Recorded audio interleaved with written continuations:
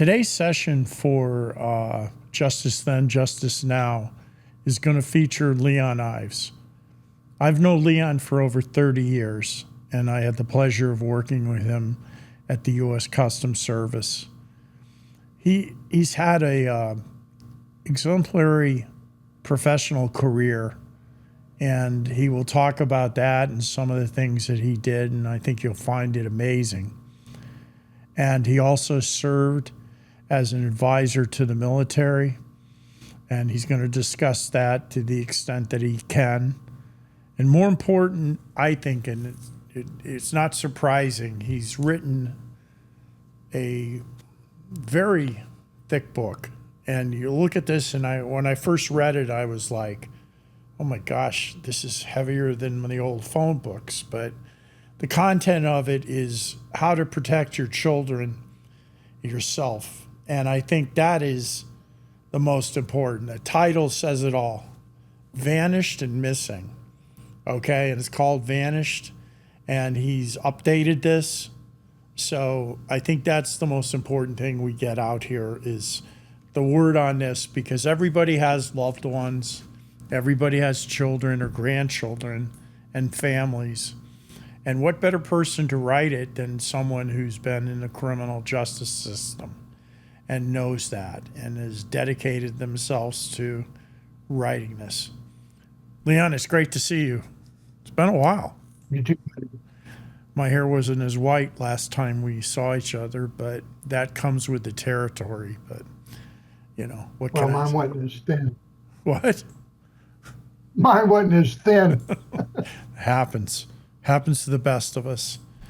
What I'd like you to do is, so the viewers get to know you, and is you can describe where you grew up, what got you interested in the military and law enforcement and all that, and then we'll talk about U.S. Customs experiences and go into the meat of it. But I think it's very important that you talk about your background.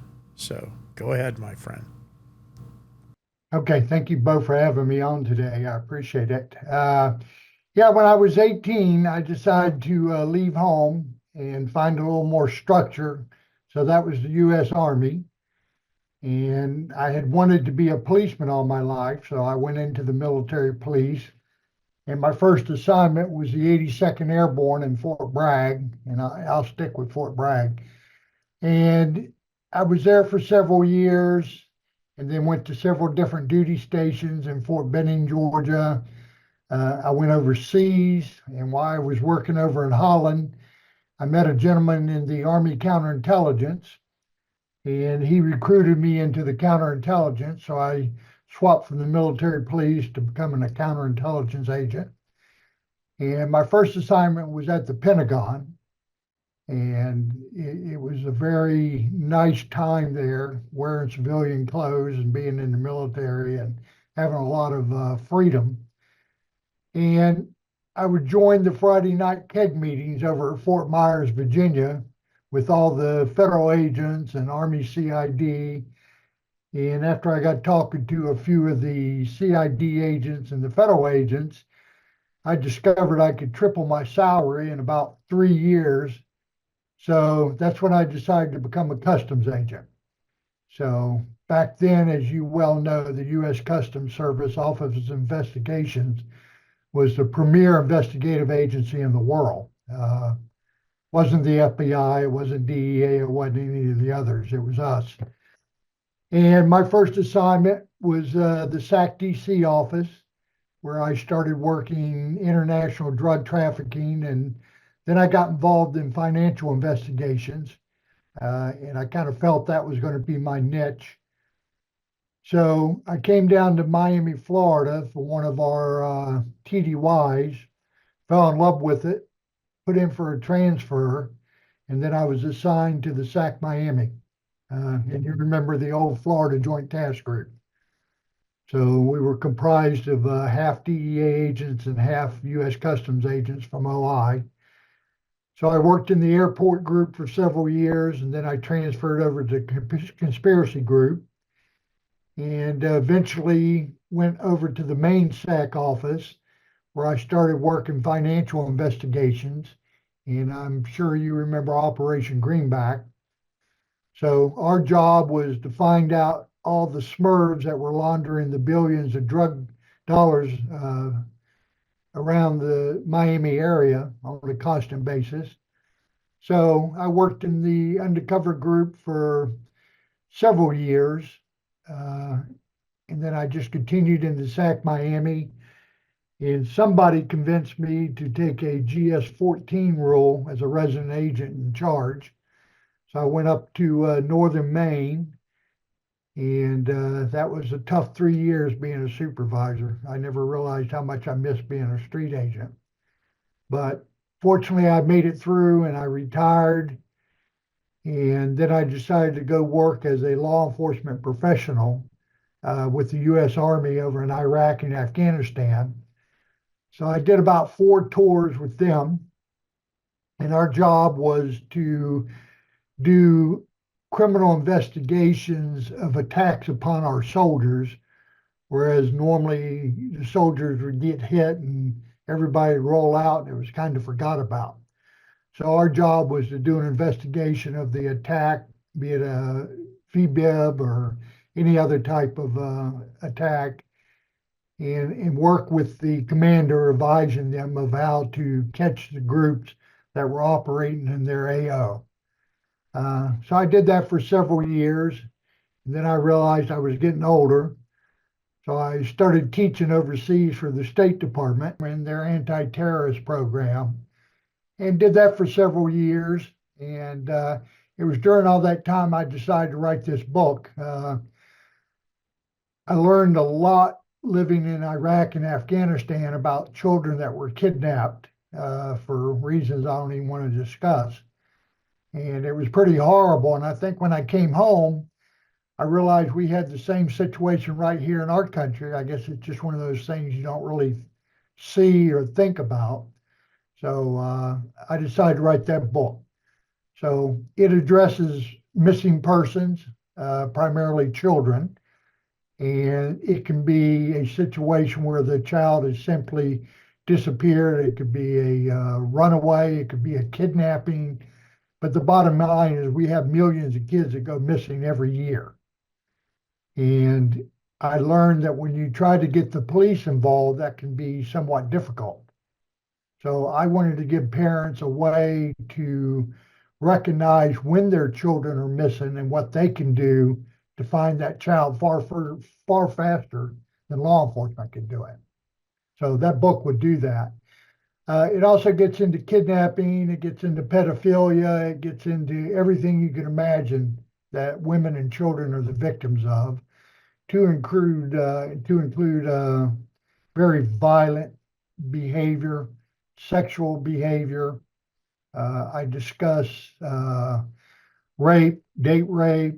I discuss the issues that are going on right in our high schools, where children are being involved in sex against their will.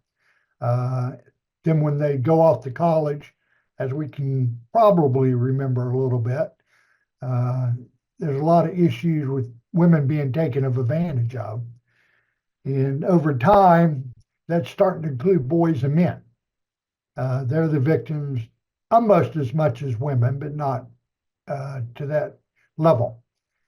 So this book just teaches you how to prevent all these crimes from being committed. And if they should happen, it tells you how to deal with it. So I also get into professional counseling and things like that in the book. So it will require some thorough reading. It will require some effort for people, but I think finding your child is something that we would all want. We'll get into that in detail because I think that's important. Let me just ask you: when you joined the Army, where are you from? What area of the country? And when did you know you wanted to be in the military and law enforcement? How old were you? Well, my dad was in the Marine Corps, so we traveled around a lot, but we ended up in Albany, Georgia. So that's where I primarily went to school for junior and high school. And my father was a cop at one time, and I think that's when the seed was planted. And I realized that's something I wanted to do. So uh, I kind of left home a little bit earlier. I think I had 2 months before graduating from high school, and I was anxious to get out of home and get into the Army and get to work. And I always thought parachuting would be very interesting, and I knew a lot about the 82nd Airborne from World War II. So it was just something that was in my blood. And, I could say I went through 10 years active duty and 13 years in the reserves and never had a day of regret, not one. That's commendable. Um, the and you know how I feel about it. Any veteran or anything like that. How old were you? I mean, what year did you go in? What year? I went in March of 1973. Okay, so that was post Vietnam, right? Or was it? No, Or was Vietnam didn't end until 74. okay? Uh, so the 82nd had just returned from there. So, of course, we weren't deploying in again. So I did get the Vietnam veteran status, although I never went over there. Okay, that's what I was asking, and that's be proud of and thank you for your service with that time. That there was a lot of people. I came in, or I was about to go in 1974 with that, but I got a baseball scholarship and I took that instead, and it didn't work out too well because I couldn't hit. But that's another story for another day. Let me ask you this: so when you went to work at the Pentagon, that was probably a change from the military police, and you explained why you went into the intelligence field. What attracted you to customs versus the other agencies? Was there a reason, or did you know somebody that was an agent in Washington? Yes, I did. So I knew many of the agents that we would meet with at Fort Myers, Virginia, and I did know someone in customs. So it worked to my benefit. As you remember, we had the Treasury exam, which was a monster of a test. But fortunately for veterans, you didn't have to take that test. And later on, the federal government came up with a system to hire veterans off the regular best qualified list. So it was all just pure luck with timing. Uh, I'm glad I did go with customs. I worked extensively with DEA and FBI, uh, more so in Miami than I did in the Washington, D.C. area. And there's just no finer group of investigators uh, than you will find in customs, as you well know.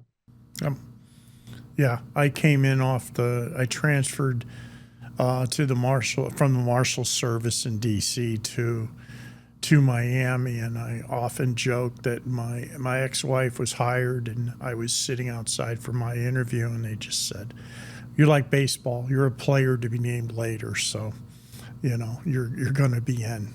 But yeah, it was a great experience in that.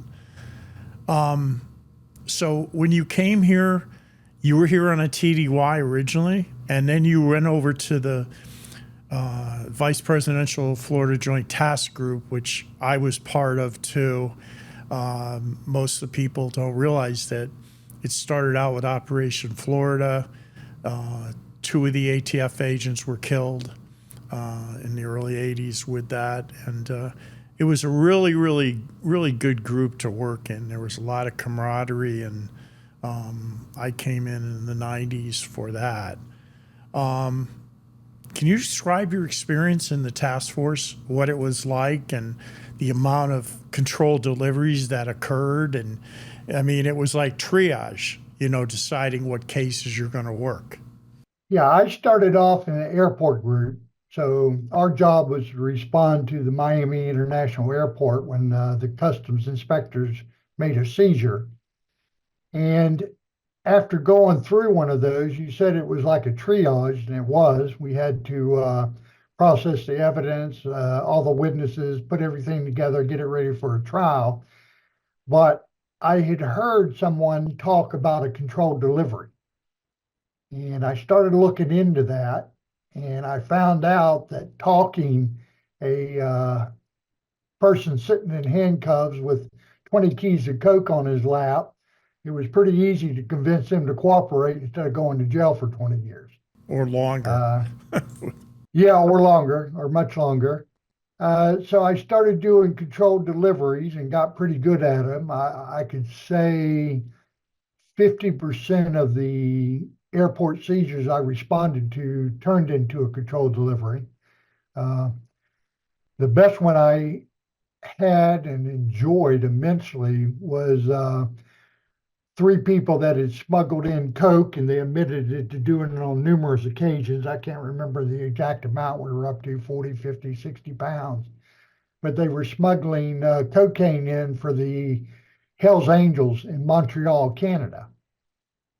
So, of course, having the luxury of working with DEA at the Florida Joint Task Group, we got country clearance a lot faster than normal with the DEA up in Montreal. So we flew up there with one of the defendants, and along with all the coke. So it's kind of nice to fly in first class with about 20 keys of coke in your overhead. And met with the RCMP and the Montreal police, and the organization they were looking at had a group in, oh my gosh, Toronto. So the Toronto cops were called, so they kind of got involved in it. So, short story, the dope was delivered by the defendant. The RCMP and the Montreal cops did the raid on the Hells Angels clubhouse and arrested a whole group of them. And most all of them pled out except for two individuals. So that case lasted well over a year.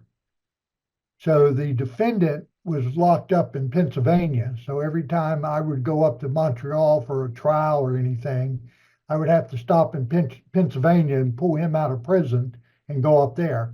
And then I handed him off to the police. So I had the opportunity to testify in a Canadian court, which was kind of interesting, calling a judge His Majesty.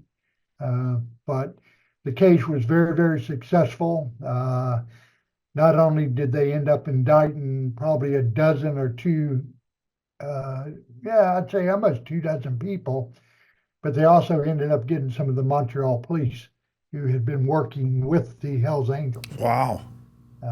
Yeah, so that was a bit of a shocker. So then they kind of moved me over to Toronto to work that in. So we started an undercover case up in Toronto. And again, for about a year or two, I would constantly travel up to Toronto to work with their undercover group, investigating the Colombians. And I think I did some drinking a few times at night.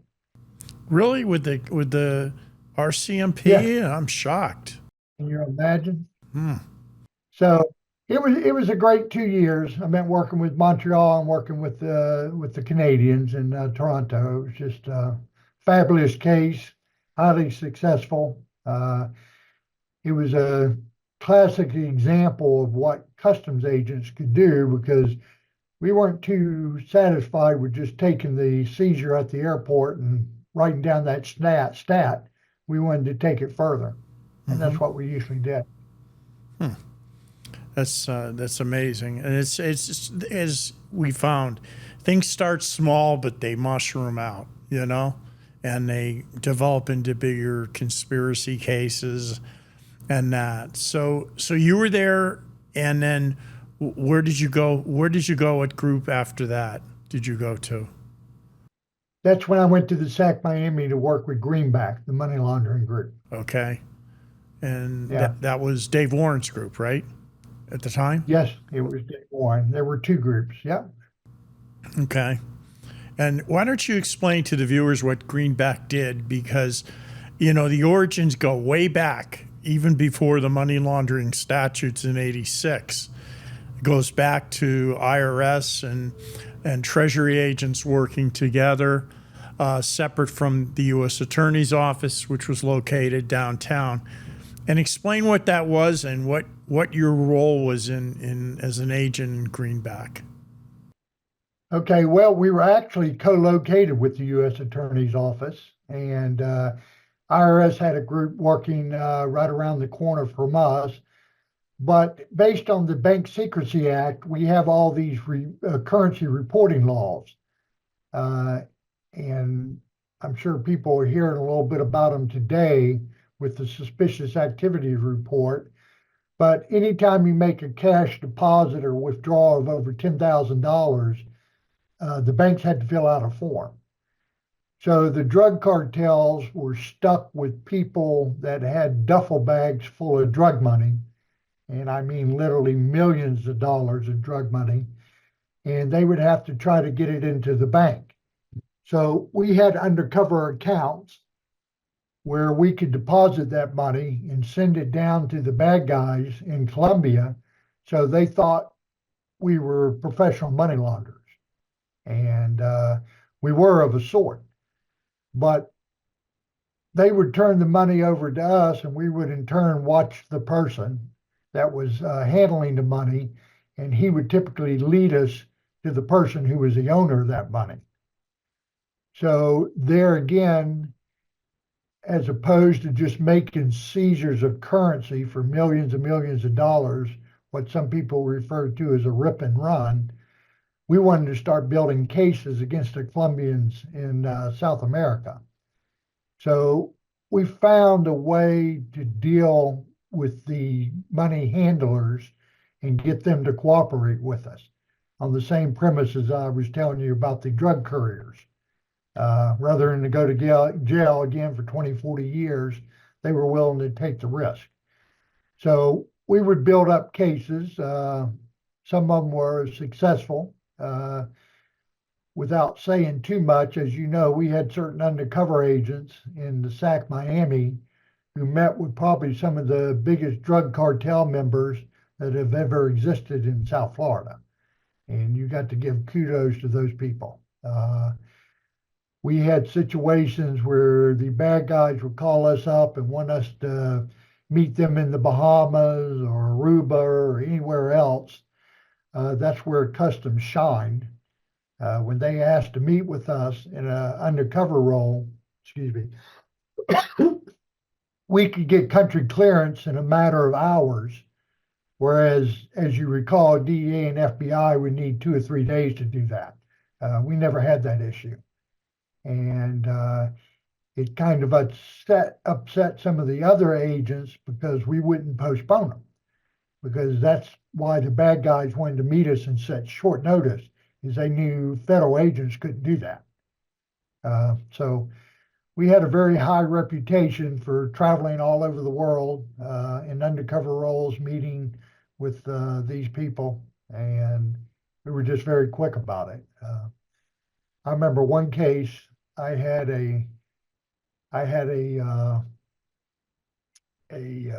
cop from London come to me, and they wanted to meet some people from the NRA, and I asked them why they weren't going to the FBI, and they said, well, we were told to come to customs because you guys could do it quickly.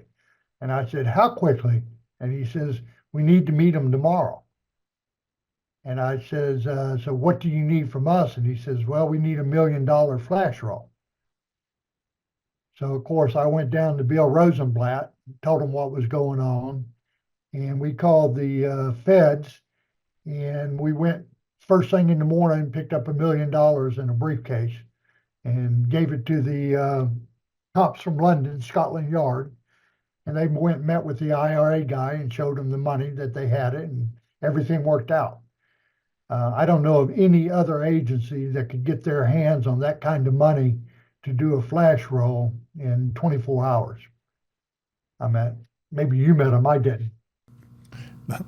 Let me ask you this for the viewers. You mentioned the term Smurf. Could you explain what what a Smurf is? Because they'll think it's a cartoon character, some people. But what was a Smurf to somebody involved with money laundering investigations?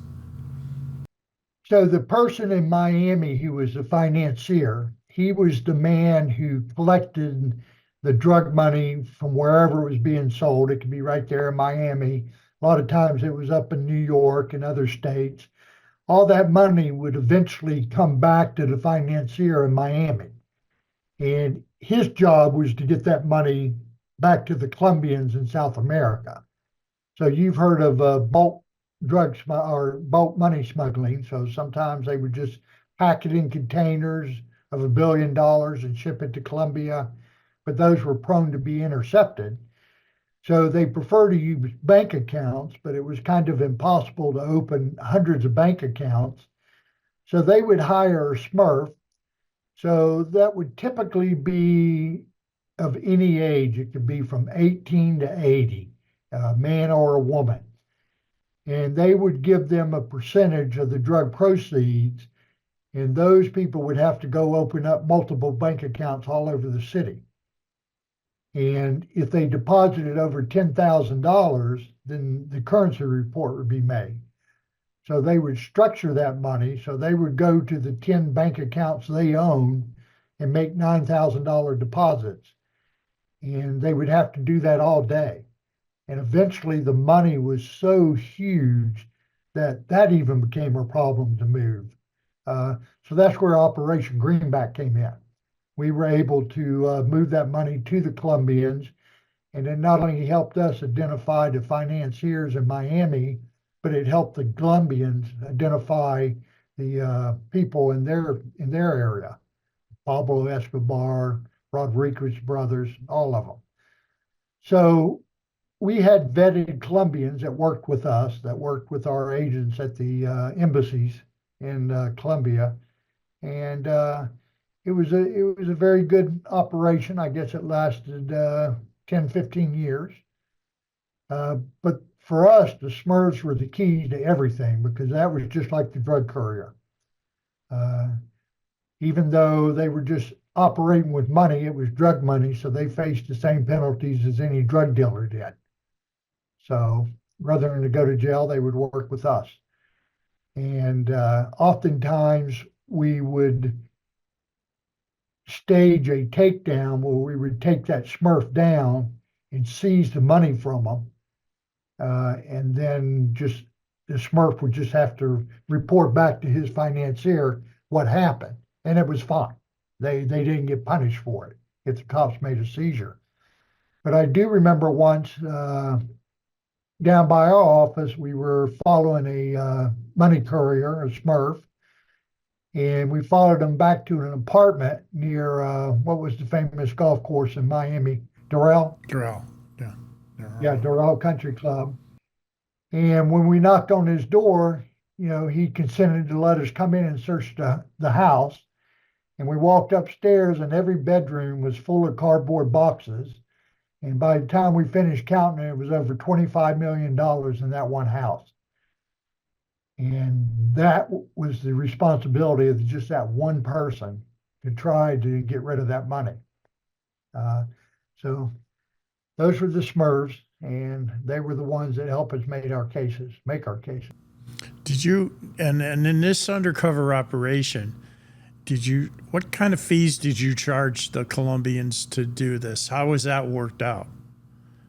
If I remember correctly, it was somewhere, depending on who it was, it could be 7 to 10% of the proceeds. So the undercover operation was self-sufficient. It was an undercover case certified as an OCDEF, an Organized Crime Drug Enforcement Task Force. So the proceeds that we were making and the money that we were seizing came back to the group. So that enabled us to rent our cars. It enabled us to have the latest technology that, law enforcement was always way behind trying to get the funds. So it was a considerable amount of money. And even the Smurfs, you had to look at them. They may get anywhere from 1 to 2%. but when you're talking about handling $1 million a week or $1 million a month, 1% is pretty high. So when you were there, you went from what group did you go after that? Did you stay in there before you went to Maine or what? Yeah, I stayed in the financial group until I got that promotion to Maine. Okay. Let me just ask an obvious question. You're in South Florida, and why you're going back? You're going to the cold weather. Did that bother you a little bit? And I realize it was very competitive in South Florida, and we have mutual friends that did the same thing to get the promotion, and it was. And earlier in my career with the Marshal Service, I did that. I moved around. And then finally, after 15 years, 12, I wore him down. And you know that I was the poster child of management, but I'll leave that alone. But that's a big change. Did you think that out or what when they offered it to you? How did it come about? Yeah, so I lived on each end of I-95. I was in Miami at one end, and I ended up in I-95 on the other I end. thought about that. So That's a I good got a way. phone call from some people you remember. I don't know. Are we supposed to say names on this podcast, or do we just Well, skip that? there's certain names that I'd like to say, but Okay. I'm not going to. So Matt Etrie and Robin Avers, Uh-huh. you remember both of them. Sure. And they said, well, as a result of 911, and I'm sorry, I did leave out one point in between when I went to work at the Federal Law Enforcement Training Center as a instructor. And as an instructor at FLETC in Glencoe, Georgia, my expertise was money laundering. So I rewrote all the courses that involved money laundering and financial investigations to include the 2-week advanced course we had, AFI, asset forfeiture investigations. So I did do that. I forgot. And so anyhow, Matt called me up and he said, listen, we had 911. We're opening new offices all along the northern border and the southern border. And he says, I know you talk about retiring in a couple of years. And I said, yes, I'm definitely going to retire. And he said, well, wouldn't you like to retire as a GS-14 as opposed to a GS-13? And I think when I said, give me a couple of days to think about it, I think it's because I had to go find a calculator. And when I did the calculations, I did want to retire as a GS-14. How do I get to 14 So, step 8? That was the yeah, good yeah. calculation. Hmm. And it was that easy. It was that easy. You remember how competitive it was in South Florida getting a 14 at the SAC office. So I went up there and opened up a brand new office. I mean, we didn't even have a building. We just had to do all that. And that worked out real well. And at that time, as you may remember, a lot of the customs agents along the border were what I call dog catchers. Their job was to catch the illegal aliens and get them before an immigration judge and get them out of the country. Yeah, that's right. That can be done, can it? And we would have them out of the country in what, 48 hours? They would be shipped back somewhere. But my heart was in drug trafficking and in money laundering. So lo and behold, we had a very young agent, and he was actually my student at FLETC when I was an instructor there. And thank God he was assigned to me. So he arrested someone, and we were able to flip this marijuana dealer that operated between the New England states and Canada because they had much better product than we did. And he flipped, and we ended up working that case.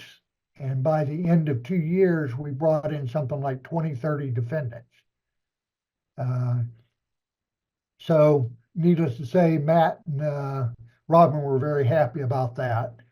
But that's all we did the last 3 years I was there. We worked the drug cases and money laundering cases. Of course, we also worked the terrorist cases, but we didn't have the FBI Joint Task Force up in that area, more or less. It was down in southern Maine. So if we got any type of indication about terrorists through our counterparts over in Canada, we would typically call the FBI and they would come up and snatch the person away from us. So, but it was all good. It was all good. Again, just like I said about the Army, there's not one day I regret about my 23 years in the Customs Service. So when you retired out of there, and then how did you get involved over in the Middle East on what you did over there, and if it's the extent you can describe what you did? Yeah, so one of the other retired, I think he was a customs inspector, and went over there as a law enforcement professional. So the Army CID came up with the concept when these guys keep hitting us with explosives or snipers or mortars, whatever they do, CID just did not have the number of investigators to go back and try to find out who these terrorists were, who they were working for, the basic thing we would do with any criminal element. Can you tell the viewers what CID stands for so they know? Yes, that's Army CID. They were the criminal investigators for the Army. Very incredible group of soldiers as far as investigations. So we kind of supplemented them. So we would have the LEP, the law enforcement personnel, assigned to different battalions and brigades and divisions. I was always a LEP 1, so I was usually assigned to a battalion. So anytime there was an attack against our soldiers, and we would respond to those attacks along with the Army. And of course, they provided all the protection that we needed when we went out behind the wire. And there have been a number of books written by the LEPs. I'll be quite honest with you.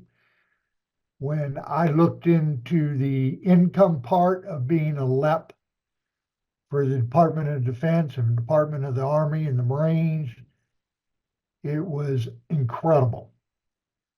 So I figured I could take the risk of spending 12 to 14 months somewhere in Iraq with that type of salary. But more so than the salary, it was the commitment that you had, the camaraderie you developed. I had an advantage being a retired NCO from the Army. I felt I was treated a little bit better than a lot of the other LEPs were. We were totally embedded. We wore the uniform just like they did. We carried a rifle, pistol. We had all the same gear, 7 duffel bags full of equipment that we never used. Just put them under our beds.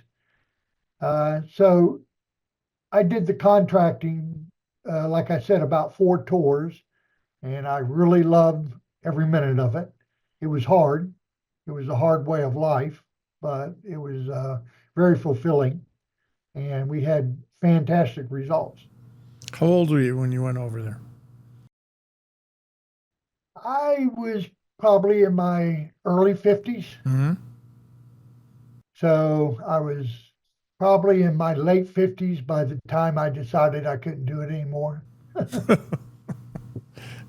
still amazing. So when you were over there,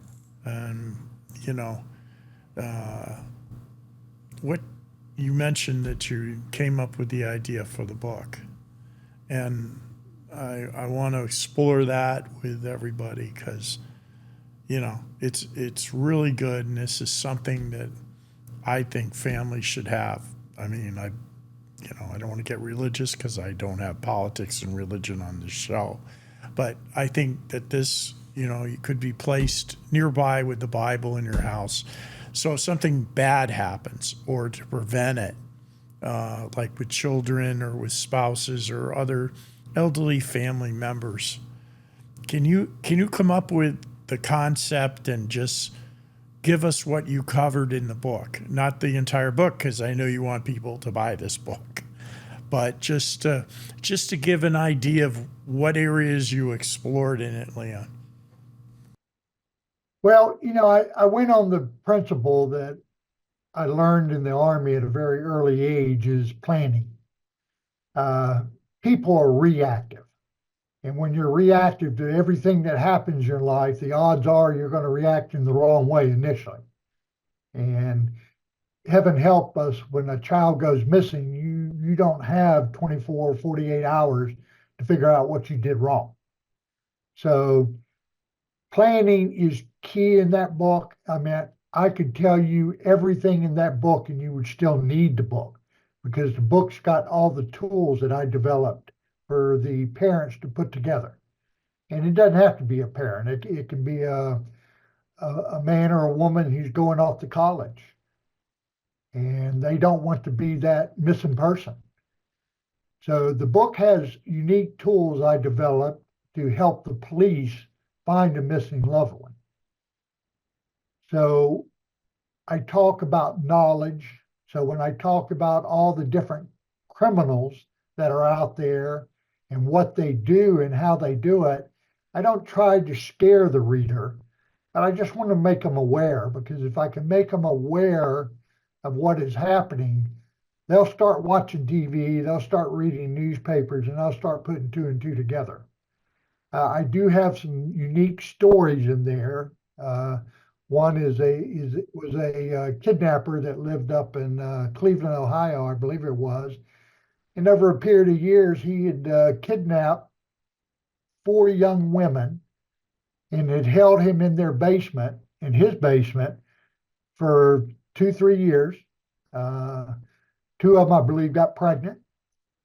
He even had family members that would come over to his house and eat in the kitchen upstairs while his captives were downstairs in the basement, chained to beds.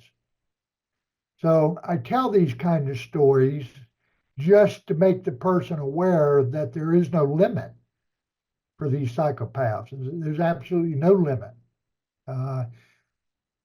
Your podcast is about justice then and justice now.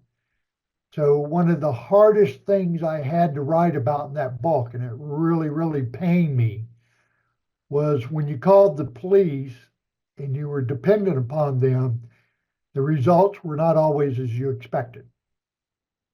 And that's a horrible thing to say. So I addressed the criminal justice system. I addressed the family courts, which are also not your friend at all times. I address the social services workers that will come to your house one day, and they may not be your friend either. So when a child has gone missing, depending on the police that handle that case, they can either help you find that child or help you destroy your entire family. And I can't imagine a parent who is a true victim having to go through that second assault by the people they're trusting. So what I want to train you to do in that book is have every tool you need. So when that officer shows up on your doorstep, you'll hand them part of what I call an IPP, an individual protection packet. And in that biographical form, it answers 60 questions that the police should be asking you about your child. And you've already got this sheet filled out and it's ready to go. So you can just hand it to them. Who do your children hang out with? What vehicles do they drive? Who are their enemies? Who have they had problems with? Where do they go? What parks do they visit? That sheet will have all the answers. So as a parent, you'll have to sit with your child and fill it out. It's not going to be an easy thing. We know children are 100% obedient. But you have that as one of your tools. The other thing I'll have is a complete packet on each child to include DNA sample, fingerprints, teeth impressions, various photographs from facials to side views to full-length views, front and back, a short videotape that you can give to the media. If I'm looking at a picture on the screen of a missing person, if the media can show a 10-second video of that child, it'll have a bigger impression on the people watching the news. Because not only do they get to see them, they get to hear them, and they get to see some of their mannerisms. So this tells you how to be fully prepared for one of those incidents. I also talk about how to protect yourself from sexual assaults, physical assaults. Are you familiar with Krav Maga, having been in the mixed martial arts business? I'm sure you are. Krav Maga is the Israeli self-defense fighting technique. Any child, any woman, any man, even if he's 60, can go to a half dozen of those classes and become proficient enough to destroy somebody in the first 3 or 4 seconds and then run. And that's what I always tell them. I tell people that's my biggest advice. When you're in a bad situation, scream, yell, and run. I mean, that's the first technique. Krav Maga teaches that too. But as you know, there's certain strikes that you can do. And unlike a karate class where a kid has to go for 5 years to get his black belt, in Krav Maga, you can learn self-defense techniques in a matter of weeks, if not months, depending on your pace. So there are ways to hurt somebody very, very quickly and get away from them. I also give them links to go watch some videotapes of children that are actually being abducted and walking along the streets, in grocery stores. I meant where the film caught the man just walk up and pick the child up and run with them. Well, the vast majority of your kids won't fight back. I mean, they don't know to fight back. They have no clue what's happening to them. It's totally alien. So I want parents to learn how to teach their kids to immediately defend themselves, and the various ways you can do it. I talk about the different security devices that we have available to us. For me, it's floodlights outside your house, having an alarm system in your house that's being monitored with an emergency fob. So there's so much advice in that 500 pages that you will need to keep a journal, and you need to write down what you're interested in and how you want to accomplish that. And I also encourage parents to sit down with their young children and talk to them about these things. And there's a missing persons group called the National Center for Missing and Exploited Children in Washington, D.C., and it's semi-funded by the government. And we've had legacy customs agents work with them, and they have all types of material and tools that you can share that are age appropriate. So what you share with your 5-year-old and what you share with your 15-year-old are going to be separate things. So they have all those products there you need as well. So it's a matter of the parents sitting down and coming up with this plan and these individual protection packets and all the other tools, and just being prepared. So when it happens, you can find them. I've heard cops even today say, the most critical time to find a missing person is the first 48 hours. Well, that's not true. It's immediately. You must find them in the next hour, because the way things are here in the States. I mean, they'll take a child and drive them across state lines, and you'll never see that child again. And smuggling a child out of the country is very, very simple. It's just a reverse operation of the southwest border. So parents need to be able to find those kids within the first few hours. I mean, that's the most critical time. And the police will spend the first 2 hours just interviewing you. So I have it all put together. You just hand a thumb drive to the cop, and he's got everything he could ever possibly dream of to start his investigation, or her. I think this is so valuable to everybody here as, either children or grandchildren. And, I don't think a lot of people, even the cops, have thought of this plan and what to do just in case. But yeah, I mean, anybody that's ever filed a police report, you're in your house for like on a break-in, simple break-in, for at least an hour and a half, and just getting the basic information, as sitting there with a notepad and writing it down and transcribing and getting things out on the radio, be on the lookout or whatever for this, or an Amber Alert or something like that.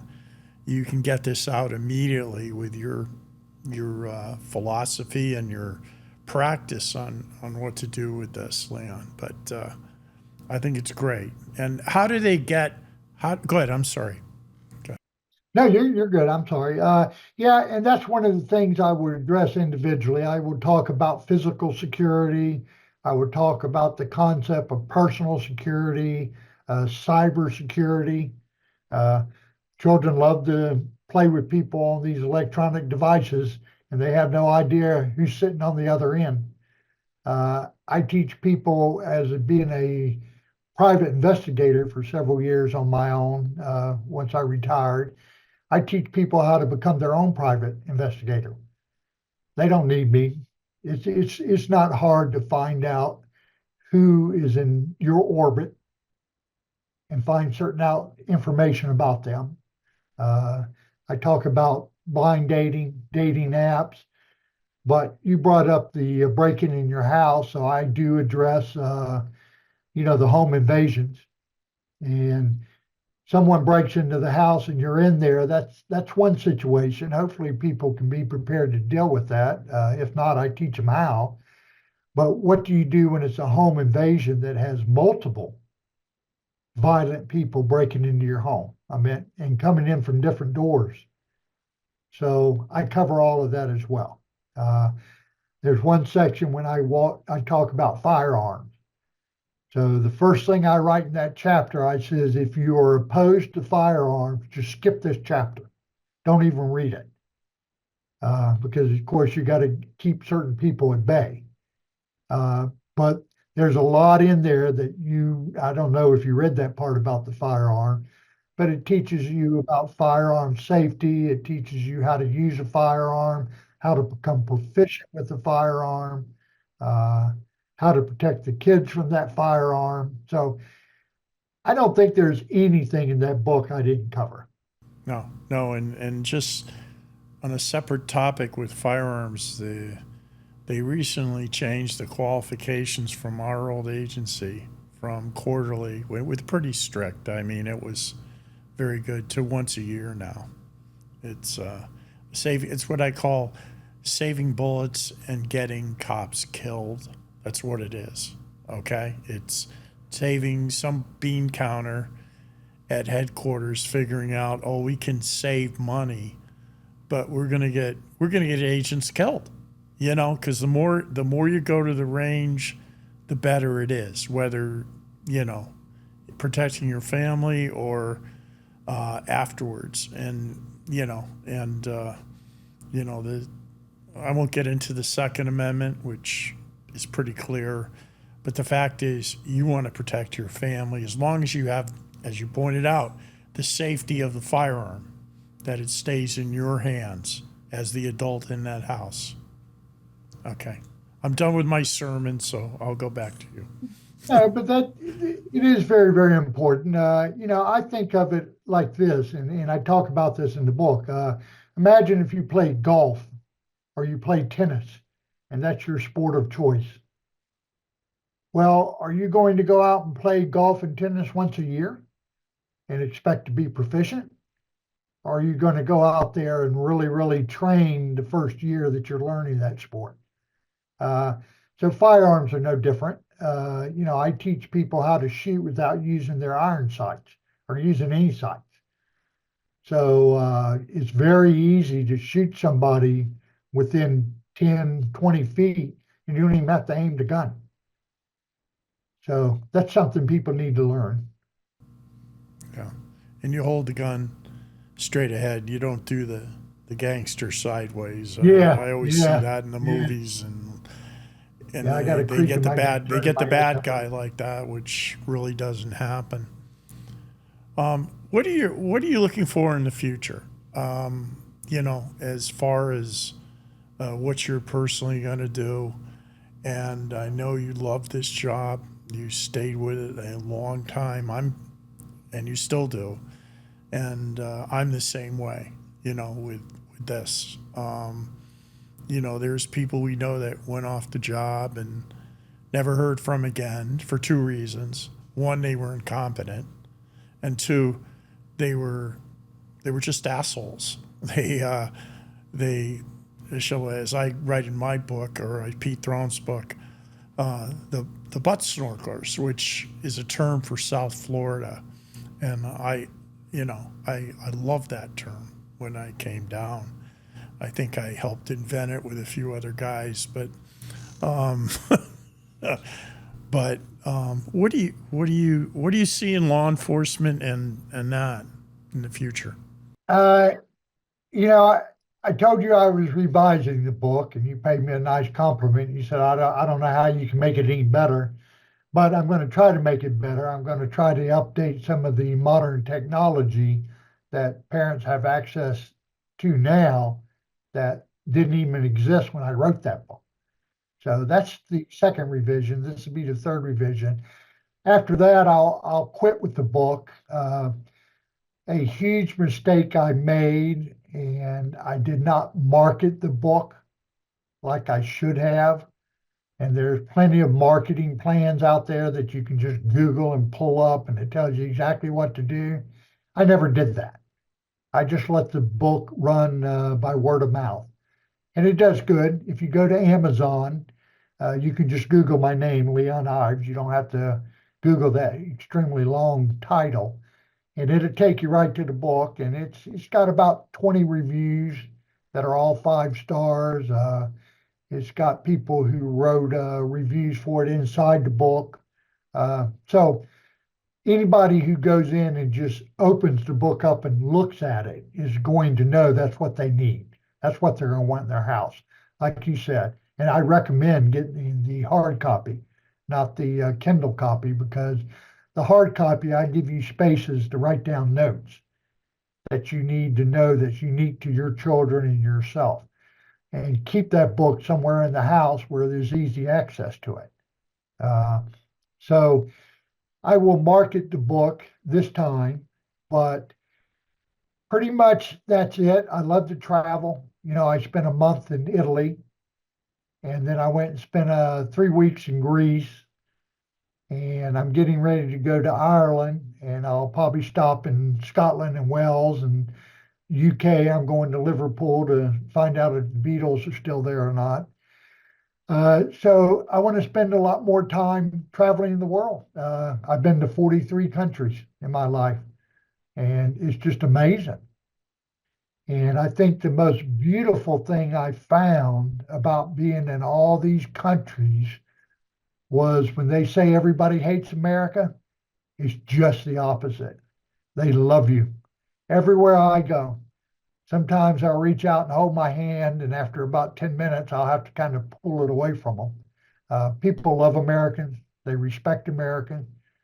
When I was in Iraq, I was helping to train some of their soldiers, especially ones that gave personal security details. And whenever I would walk through it was their compound I lived on. It wasn't an American compound, it was theirs. When I'd walk through there, some of the young soldiers would come up and hold my hand and just sit there and talk about their family and talk about their lives and what they wish for the future. But I could say 90% of everybody I met over there just loved Americans. So it's not true. We're not despised as people want to paint that picture for their own agenda. I got one last question. Have you been to Ireland before? No, never. So I'm going to both the Republic and Northern You Ireland. need to call me. I've done a few pub crawls in Belfast and down in Dublin and all that. So it's that's the mother country for me. But you'll like it. I actually I'll fill you in. But Belfast is very, very interesting. The history behind it, and the rest of Ireland. I've been a couple times. quite frequently. The people are nice, but like I said, don't get in a beer challenge with anybody over there because they're Too old for professionals. that. They're professionals. They really are. You know, Canadians used to be. first time I went, I got in a cab and this guy goes, he hears me talking, and he goes, I was with the Garda. And I go, that's the police over there. And I hired him as a driver. And he was a good driver. And like I said, he knew all the places to go. So we'll chit chat on that. But I wanted to thank you very much for coming on. I think this is great. This is, you know, we have all the extremes of everybody on here. We have former inmates, we have agents, we have police officers that are shot and killed people, we have inmates that tried to escape, and drug dealers that got life, and it's just a real good blend. As I said in the beginning, and Jeff has been wonderful with this, and we want to make this basically real life, with real people involved. This isn't the major news networks with talking heads or head of agencies for 6 months, or people that have never been to the border, or people that have never done anything offering their opinions. Because in my opinion, which I take lightly sometimes, it doesn't mean shit. You can't comment on something that you don't know about or experienced. Okay? It's like me talking about a medical operation or something like that I know absolutely nothing about. So that's what we're doing, and conveying it to the viewer. And That's great. It's real life from people that have lived it. yes, exactly. So take care, my friend. We'll be talking. All right. And thanks for coming on today, Leon. Thank you. All right, buddy. Thank you. And thank you too, Jeff. I'll go wake Is he him awake up. over there? I'll go wake him up. No. It's happy Okay. hour. See you later. Bye, Leon. All right, buddy. Yeah, Bye-bye. bud.